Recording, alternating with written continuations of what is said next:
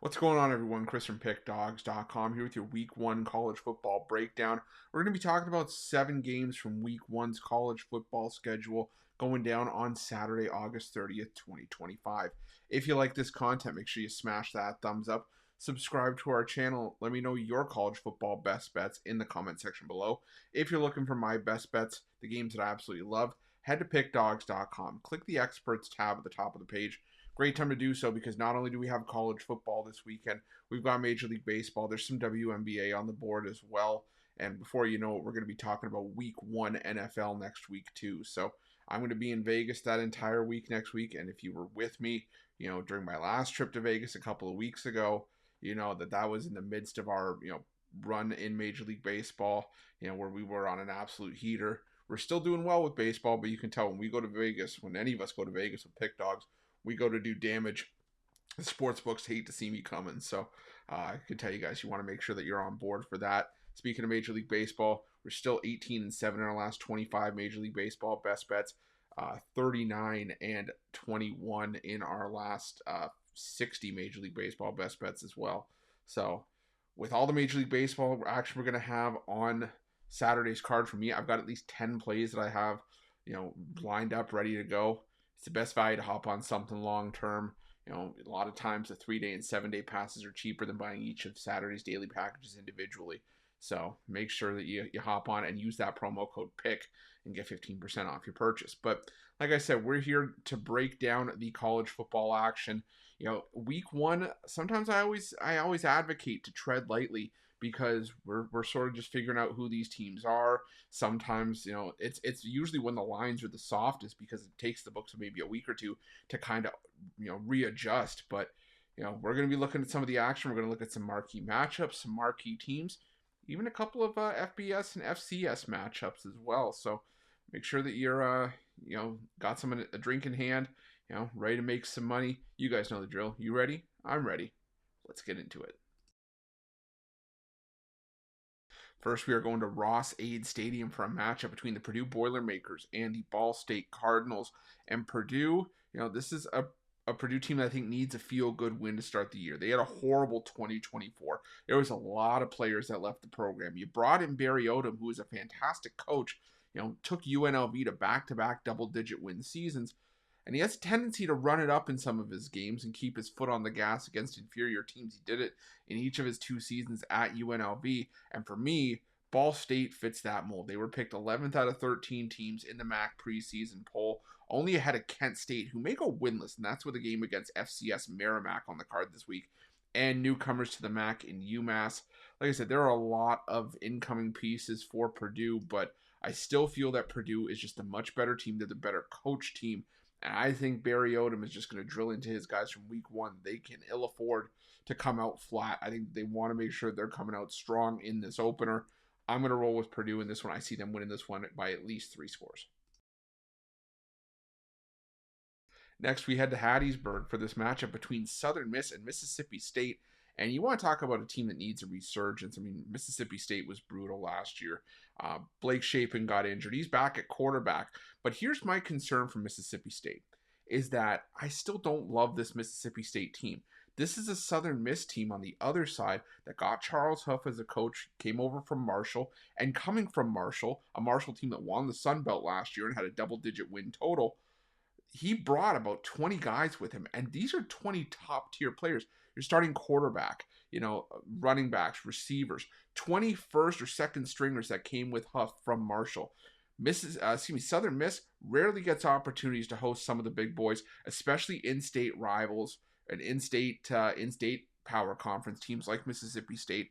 I think Hattiesburg is going to be rowdy for this game, and I think that Southern Miss can at least keep it respectable. I think they want to have a good showing here. I might sprinkle a little something on Southern Miss money line, but I like Southern Miss here plus the 12.5 points in this one. Now we head to one of the marquee matchups on the card this week. It is a top 10 matchup between Ohio State and Texas. And this line has been flopping all over the place. We've seen Ohio State as much as a 3-point favorite. We've seen it come down to 1. It's been a back and forth all week. The total has dropped a few points from the open, and I think that's the way to go here, is to take the under 47.5. I know, it's people want to see the pick a side in this game, but for me, this is a game where I'd rather sit back and watch as a fan and kind of figure out what these two teams are going to be, or at least what these two starting quarterbacks are going to be, because you have Julian Sayin, who we haven't seen yet in an Ohio State uniform, and you're facing a Texas team that's a little bit pissed off at how the season ended for them last year. If you're Arch Manning, yes, you've had a little bit of experience, but let's face it, the three defenses that you've had significant snaps against are not of the caliber of this Ohio State defense, even if they are retooling. The three defenses that Arch Manning had snaps against last year were against UTSA, Louisiana Monroe, and the Mississippi State team we just talked about. That was an absolute disaster last season, going 2-10. And like I said, Arch Manning had some solid numbers in those starts, but again, wasn't really going up against anybody anybody special. So I think this is going to be a bit of a lower scoring game, a more physical game, with both teams trying to make a statement early. I think this is going to be 23-20 or something along those lines, whichever way you slice it. So I'm personally rolling with the under 47.5 in this one. Next, we go to this matchup between UMass and Temple at 3:30 Eastern. First three games we talked about were all at 12 p.m. Eastern. This one at 3:30, and we're going from the penthouse to the outhouse, basically. You got two teams in UMass and Temple that I think are going to be absolute disasters this season, probably finished at or near the basement of their respective conferences. They're going up against each other in week one, but these are two teams that I also think are just going to run the ball a ton this season. I expect this to be a very slow-paced matchup. And to be honest, I looked at this game and I just didn't know how we get to a total of 48. I think this is one of those 17-13, just ugly games that you kind of want to just, set it and forget it. But when I looked at this game, it may not be the prettiest game on the board, but for me, seeing a total of 48 with these two teams on the field, I got to roll under 48 in this one. Now we head to Sanford Stadium for another 3:30 kickoff as the Georgia Bulldogs take on the Marshall Thundering Herd.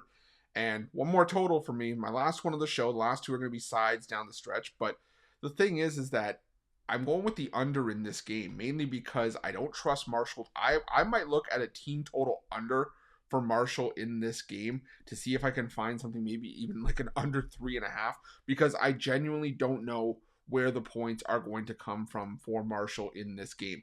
We mentioned earlier in that Southern Miss coverage, that Southern Miss, when Charles Huff left for that Southern Miss job, he took a ton of the pieces with him that made up that Marshall team from last season, to where it basically left the cupboards almost empty.